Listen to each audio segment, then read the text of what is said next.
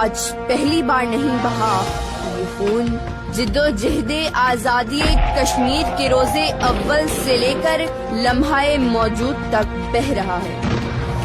خوبصورت، حسین، دل فریب اور جنت نظیر میرے کشمیر کی سرزمین پر ہزاروں مسلمانوں کا خون بہہ چکا، خون کے دھبے دھلیں گے کتنی برساتوں کے بعد۔ استبداد، لا قانونیت، طاقت اور جب سے اس وادی میں خون کی ہولی کھیلنے والے، عصمت دری کرنے والے اور بے توقیری پر اترنے والے یہ سن لیں کہ تشدد، ظلم، دہشت اور وحشت کے ماحول میں آنکھ کھول کر پرورش پانے والا آج کا ہر بچہ کل کا برہان بانی ہوگا۔